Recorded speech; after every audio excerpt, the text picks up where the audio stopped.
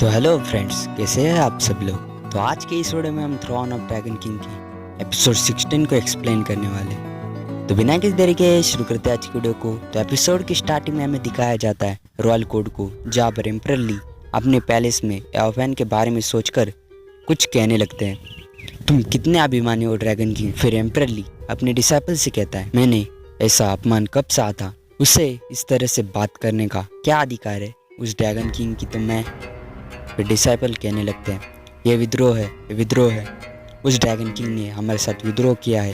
फिर एम्परर ली जोर से चिल्लाते हुए कहता है, जब तक एस्टर्सी का मामला सुलझ नहीं जाता तब तक मैं चैन से नहीं बैठूंगा। The spiritual master Daoist heaven removal lord की 12 गोल्डन इमोर्टल में से एक है। ड्रैगन किंग जैसा एक बेवकूफ़ पर्सन कैसे उनसे लड़ने की हिम्मत कर सकता है। वो रोज 4 डिमोन जनरल, वो तो बिल्कुल उल्लू के पट्टे, एकदम कचरा है। वो एक सिंपल सा काम भी नहीं कर सकते थे। फिर एम्परर ली का इंपीरियल मास्टर मन में सोचता है, 4 डिमोन जनरल के डिस्क्रिप्शन के अकॉर्डिंग नेजा को उनके सामने ही मार दिया गया था। ये सिचुएशन अब कंट्रोल से बाहर होती जा रही है। डेफिनेटली स्टेसी में कुछ तो गड़बड़ चल रही है। फिर एम्परर ली अपने इंपीरियल मास्टर की ओर देखते हुए कहता है, इंपीरियल मास्टर। फिर इंपीरियल मास्टर अपने सिर झुकाते हुए कहता है, हाँ योर मैजेस्टी, बोलिए। फिर एम्परर ली इंपीरियल मास्टर से कहता है, लोगों के एक ग्रुप को स्टेसी में ले जाए और एओफेन को तुरंत अरेस्ट करे। उसे मेरे पास लाओ, किसी भी कीमत पर, चाहे जिंदा या फिर मुर्दा। फिर इंपीरियल मास्टर अपने सिर झुकाते हुए कहते हैं, जैसे आपकी इच्छा योर मैजेस्टी, आपका हुक्म सर आंखों पर। फिर इंपीरियल मास्टर मन में सोचता है, ऐसा लगता है कि हमें किसी भी टाइम पीछे हटने के लिए तैयार रहना चाहिए।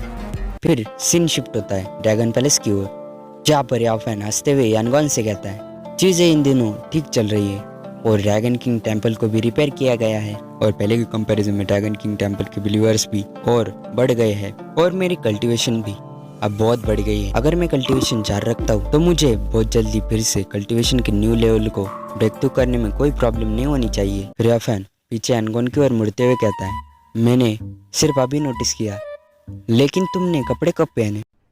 अरे कहना क्या चाहते हो।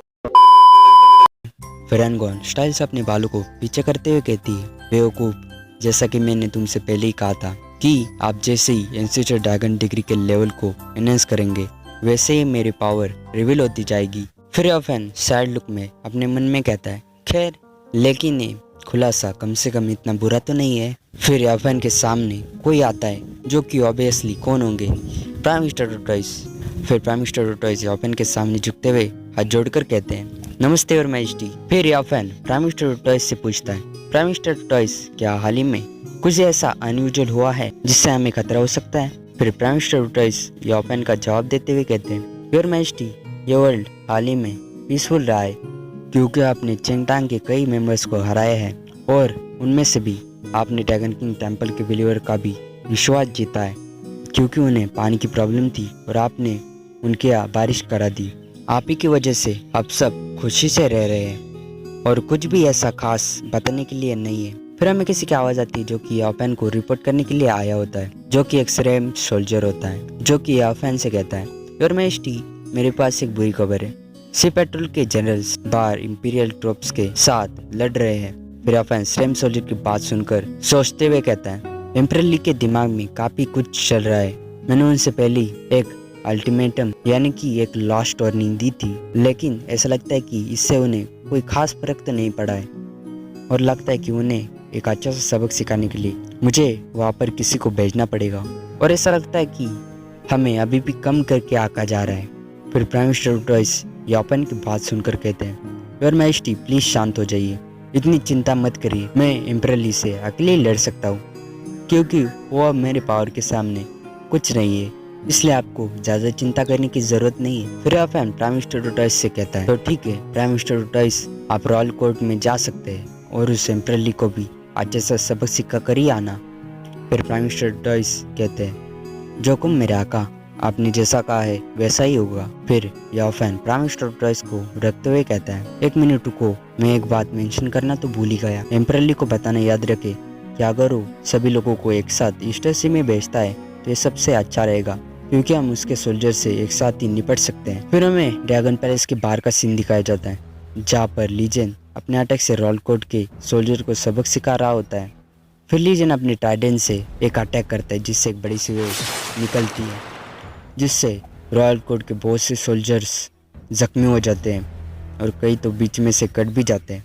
फिर लीजन जोर से चीखते हुए कहता है पल्स फ्लो शॉक, जिस अटैक से एक बहुत बड़ा ब्लास्ट होता है।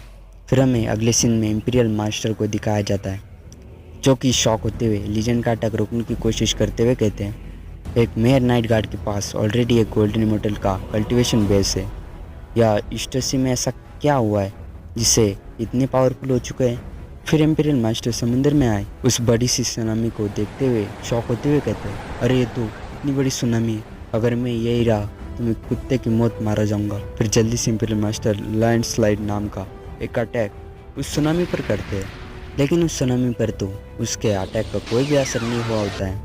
फिर यह देखकर इंपीरियल मास्टर कहते हैं मैं और ज़्यादा यहाँ नहीं रुक सकता, नहीं तो मैं यहाँ पर कुत्ते की मौत मारा जाऊंगा। फिर इंपीरियल मास्टर उड़ते हुए कहते हैं मैं तो चला। फिर लीजन इंपीरियल मास्टर को जाते हुए देखने लगता है। फिर प्राइम मिनिस्टर रोटाइस इंपीरियल मास्टर को जाते हुए देखकर कहते हैं मुझे लगा कि वो एक डिग्निफाइड पर्सन है, लेकिन वो ताई स्पिरिचुअल मास्टर डाविस से भी ज़्यादा तेजी से भाग निकला, साले फट्टू कहीं का। फिर प्राइम मिनिस्टर रोटाइस लीजन से कहते हैं लीजन मेरे पीछे आओ। फिर लीजन कहता है यस सर। फिर हमें रॉयल कोर्ट को दिखाया जाता है।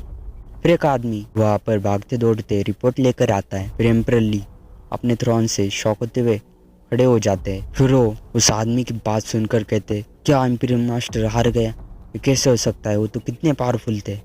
फिर प्राइम मिनिस्टर रोटाइस की आवाज़ आती है जो कि एम्परर ली से अपने गुनाह की माफ़ी मांगने के लिए कह रहे होते हैं। एम्परर ली आपको अपने गुनाह के लिए माफ़ी मांगनी चाहिए, इसके बजाय आप एक बड़ी तबाही का सामना करना चाहेंगे। प्राइम मिनिस्टर रोटाइस की ऐसी बात सुनकर एम्परर ली घबराने लगता है, दत्तरी की वो यहाँ कैसे आ गया। फिर एम्परर ली घबराते हुए बाहर आ जाता है। फिर वो बाहर आकर देखता है कि प्राइम मिनिस्टर रोटाइस और लीजन हवा में उड़ रहे होते हैं। फिर एम्परर ली घबराते हुए कहता है प्राइम मिनिस्टर रोटाइस प्लीज मुझे मत मारिए, मैं ड्रैगन किंग जैसे महान पर्सन को पहचानने के लिए बहुत ही इग्नोरेंट था, मैंने जो पाप किए थे उन पापों के लिए मैं आपसे माफ़ी मांगना चाहता हूँ। प्राइम मिनिस्टर रोटाइस प्लीज़ हमारी जान बख्श दे। फिर प्राइम मिनिस्टर रोटाइस एम्परर ली की बात सुनकर कहते हैं ड्रैगन पैलेस के सभी ट्रेजर्स को वापस करने के लिए मैं सिर्फ आपको 3 दिन का समय दूंगा, नहीं तो इस्टसी आपके पूरे कैपिटल को बाढ़ में डुबा देगा। तो ये था आज वीडियो कैसा लगा कमेंट में ज़रूर बताना, और अगर आपको वीडियो पसंद आए तो वीडियो को कर देना लाइक, चैनल को कर देना सब्सक्राइब, साथ ही बेल नोटिफिकेशन को ऑल पे सेट कर देना। Thanks for watching my video, good bye.